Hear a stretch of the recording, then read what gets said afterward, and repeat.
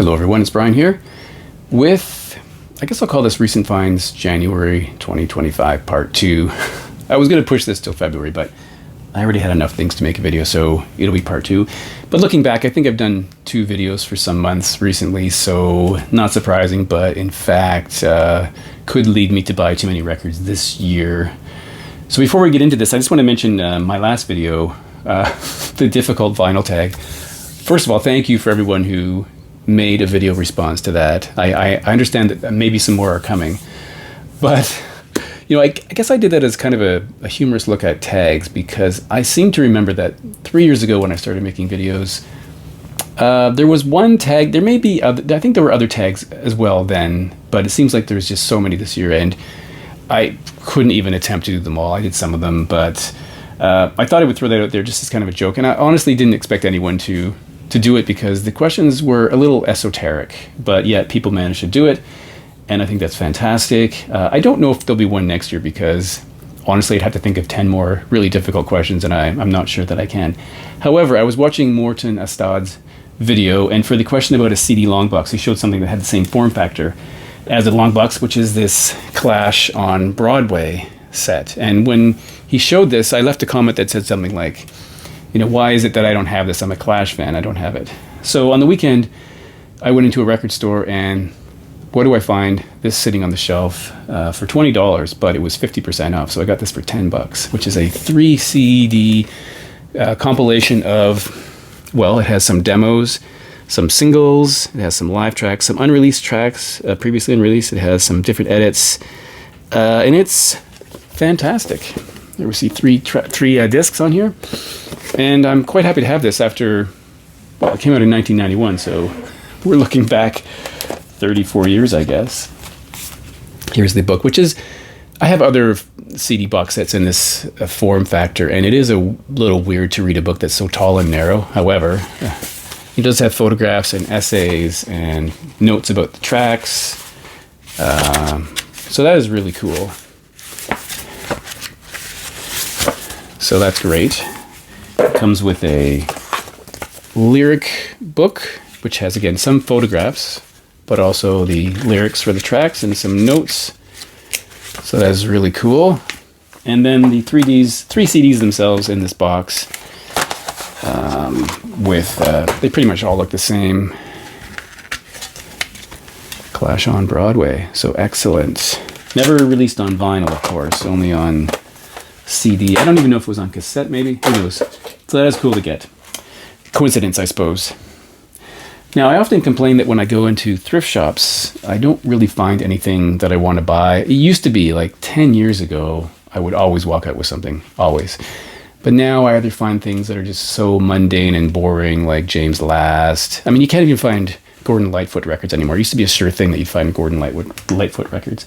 Sometimes you do see good things, and they're often either damaged, or you'll find the sleeve with no record in it. So I bought 2 things at a thrift store recently called Value Village, which I think is the Canadian version of Savers. And I'm not sure I'm going to keep them both. We will see. But the first one is Hothouse Flowers. This is People, their debut from '88, a Celtic kind of folky band. I'm not sure that this is something that I will ever listen to, and haven't listened to it yet. But of course, I know the first 2 tracks. We have I'm Sorry, big hit. Don't Go, also a big hit. I think this was the most successful debut from an Irish artist ever, reaching #1 in Ireland, I think #2 in England. And I think we all know these tracks. Whether it's something that I will listen to, I don't know. So I might, I'll listen to it. I might pass it along. But here we have the upside down label. So yeah, better than average. Like I guess I got it because I don't often find things that are any good in thrift stores, so I probably got it for that reason. The second one I'm probably more inclined to keep. It's from Nick Lowe and his cowboy outfit, The Rose of England. Now let's just say this album cover is atrocious. How awful is that? This came out in '85, and I do like Nick Lowe. I think he writes some good songs. This has a couple of guest stars on it. Well, quite a few guest stars. The only ones I recognized were Paul Carrack. He's on most of the tracks. Huey Lewis shows up for a track. Now, when I put this on, I instantly recognized the first track. I knew the bride when she used to rock and roll, but I realized that I remembered the Dave Edmunds track because it was written by Nick Lowe, first recorded by Dave Edmunds, and then recorded by Nick Lowe, if I've got that correct. But I knew that song, but I knew a different version of it. I might have known the second one, She Don't Love Nobody. Not sure if that's true or not, but it sounded familiar to me. This doesn't have an inner sleeve, but it has this kind of like a MoFi sleeve from Vinyl Pursuit. And, well, I guess I will likely keep this one because I do like Nick Lowe. But I think this album cover really misses the mark, though. Crazy album cover. All right, another one I got at a different store was this EP mini album from Visage from 1981. I do have their first record. The first two are good. The first one is just self-titled. The second one, I think, is The Anvil. And then I think they lost the plot. The third one was universally panned. But I would say that the track they're best known for is Fade to Grey, which I would argue is one of the best tracks out of the 80s. Just a really great track. There's a dance mix on here. So this has 5 tracks, 4 dance mixes. They are for We Move, Frequency 7, Blocks on Blocks, and Fade to Grey, plus a track called Tar. Again, this album cover, I don't get it. It doesn't do anything for me. Neither does the back, but that's not really the music, though. It's just the cover. Anyway, there's the album label. So I bought this on the strength of Fade to Grey. I love that track, and I couldn't remember if I'd ever heard the dance version before, and I think it's really cool. It's kind of an infectious song, which I really like. New Romantic, I guess, is the category for this synth pop, new wave, new romantic movement. I did a recent video. It was a contest entry, I think, for Daryl, the Northern Vinyl guy, and one of the questions was to show a record from a bordering province, and I picked Quebec, and I showed a record from Saltland, which is a project from a cellist named Rebecca Foon. I said this in the last video, but she used to be, or is a part of Silver Mount Zion, Esmerine, Set Fire to Flames, and she produced this really interesting record that I showed. And when I mentioned that record, I said something like, well, I don't know why I don't have her first record. So another coincidence, I walked into a record store, flipping through the bins, and I saw this, the first record from Saltland, which is called, I thought it was us, but it was All of Us. And I guess that is actually salt there. Looks like South America, I guess. This came out in 2013, her first record. And this is, again, she's a cello player, but the cello pieces here are looped. So they're based on loops. So it's a bit dream pop, a bit ambient, and a bit shoegaze. And we have, as Constellation always does, they include some really interesting artwork. So there's this image, and we have this insert which has the tracks listed here and who's associated with it. All these sort of, seems like Montreal people. A download card which did not work, I guess because they moved on to a different service, and then the album in this polyline sleeve. Now, Constellation never presses on colored vinyl. It's always black, and it's always 180 gram. Very good label. And this is a great record, just like the other one. I think her music is really interesting. And again, it doesn't sound like, you're not going to be listening to Yo-Yo Ma. It's quite different from that. Really intriguing music. So if you ever see Saltland, I recommend it, especially if you like other artists on the Constellation label. And I guess once again broke my own rule.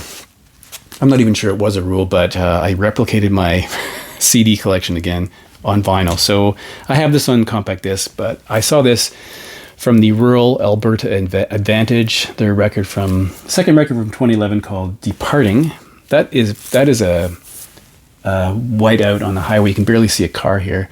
I think the first thread I ever did was album covers that depicted snow or winter on the cover, and I included this. I think I included the compact disc. I didn't have it on vinyl. I kind of wished I did, but here it is on vinyl. This is the 10th anniversary edition. So it came out in 2011. This is a 2021 version on whiteout vinyl. Now, they're an indie rock band, but oddly, they're not from Alberta. They're from Toronto, which is a little strange. And I think the album title, or the band name, comes from, I think there's a thing called the Alberta Advantage, which is a marketing thing from the province about investing in Alberta, I think. But I read the Wikipedia entry, and I can't remember, but the the brother of somebody in this band referred to it as the Rural Alberta Advantage or something like that. And a map of Alberta, some lyrics. And it's on this whiteout vinyl, which is clear with white. So it looks like this. And I think I got an excellent deal on this because it essentially looks brand new to me, and it was $10, which I guess I will replace or replicate my CD collection for $10. But yeah, that's actually quite cool. Good record too. Now I'm thinking back to all the other videos I made, because I did a video as a contest entry for Chris from Stylist Meets Vinyl, his Around the World contest, where he had to show a record represented each continent. And the most difficult one was Antarctica. And I did something for that. But when I was preparing the video, I realized there was one record that I would love to have that would fit perfectly, but I didn't own it, although I knew the record.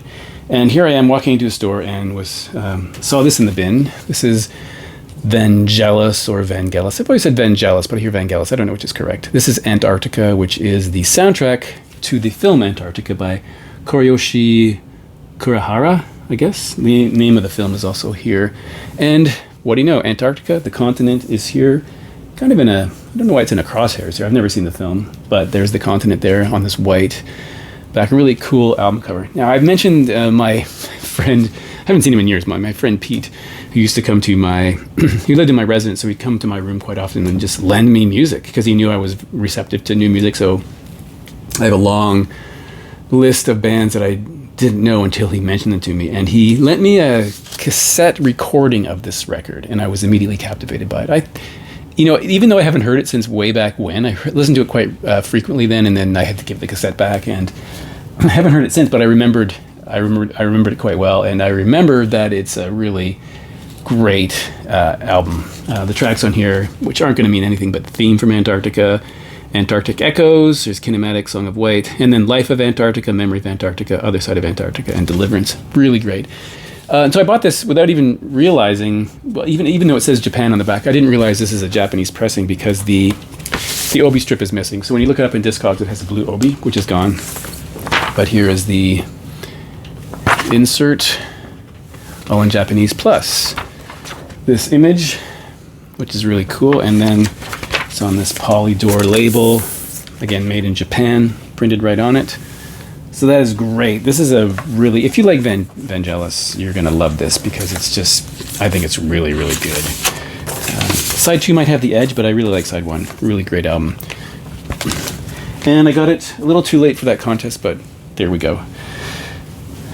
So I also got from 2024 the 6th record from Father John Misty. I've mentioned this guy numerous times. I really like him. This is a 6th record. Plus, he did a greatest hits record. He did, I think, 8 releases under his name, Jay Tillman, and he also appeared on one Fleet Foxes record. There he is on the back. I will buy Father John Misty record without knowing anything about it or without having heard a single note from it because I really like him.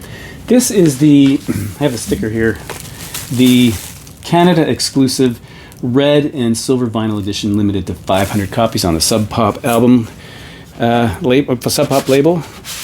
He always has really interesting inserts as well. This one's a bit shorter than some. Usually there's things that could almost be a novel, but I didn't even say what the album was called, but I will do that. It is called Mahash Mashana, which is apparently Sanskrit for good cremation ground.